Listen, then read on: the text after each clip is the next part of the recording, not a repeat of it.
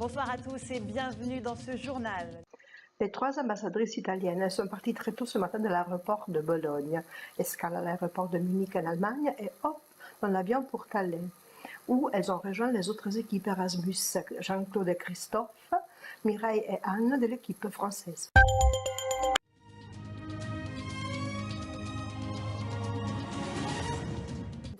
Bonsoir à tous et bienvenue à ce journal de 20h du 24 septembre. Continuons à suivre les activités de la Réunion transnationale de Pernod. Regardons ensemble ce reportage qui nous a été envoyé par les délégués de la Réunion. Après un réveil très matinal ce matin, la ville de Pernod s'est montrée à nos délégués avec toute sa splendeur. Rendez-vous au lycée à 8h, où tous les collègues se sont rencontrés devant le lycée. Et il y a eu les premiers échanges avec tous les délégués. Encore une fois, Madame Lys a reçu chaleureusement tous les participants. Le professeur a souhaité la bienvenue et avec M. Clavel, ils ont montré l'organisation scolaire, les matières, les filières, un public très attentif. Nos collègues ont finalement pu visiter le lycée et la salle de musique, très importante. Ils ont aussi participé à un essai de musique d'une élève estonienne. La musique joue un rôle très important, le chant aussi. Ils ont pu voir la bibliothèque, le coin Erasmus. L'école estonienne est particulièrement active dans les projets Erasmus. Puis finalement, après les photos des rites, ils ont pu avoir leur pause café dans la salle de professeurs. Merci à nos délégués de ce reportage très intéressant. Je vous donne rendez-vous à demain soir à la même heure pour le journal de 20h. Bonne soirée à tous.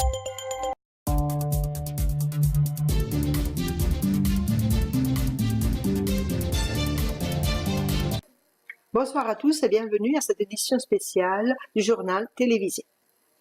Le maire de la ville de Pärnu a reçu nos ambassadeurs Erasmus à la présence du proviseur du lycée, M. Mart Kuusmann. Très sympathique réception au cours de laquelle le maire a parlé de Pärnu et de l'Estonie et a souligné l'importance des échanges européens non seulement pour les élèves, mais aussi pour les enseignants. Monsieur le maire a aussi apprécié ce mélange culturel formé de différentes délégations, favorisant le progrès et la paix. Nous nous excusons pour la prononciation des mots estoniens imprononçables pour nous. Nos délégués Erasmus ont particulièrement apprécié la chaleur de l'accueil et l'ouverture d'esprit montrée par le maire. Je vous souhaite une très bonne soirée et à très bientôt.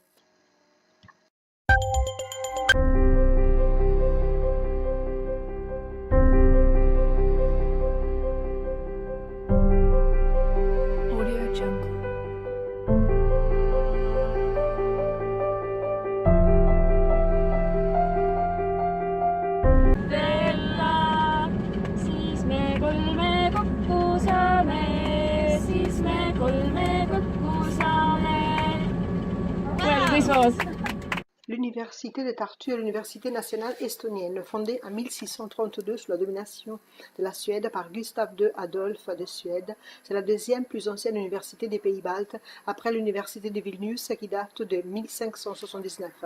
Elle a contribué à la renaissance de la nation estonienne à la fin du XIXe siècle. Tartu a toujours été la capitale intellectuelle de l'Estonie. À l'époque du réveil national, Tartu était connue comme l'Athènes des Pays-Baltes, et la ville a conservé jusqu'aujourd'hui son ambiance intellectuelle et bohème.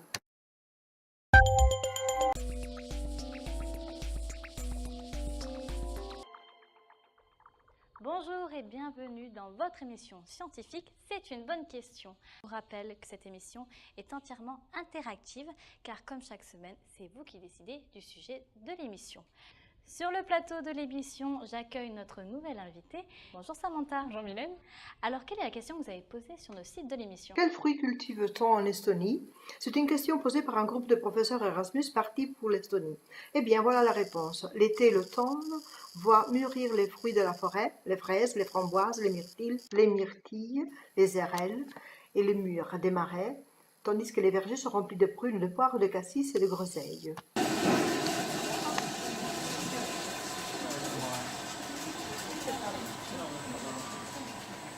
mais ce sont les pommes, les fruits favoris des Estoniens.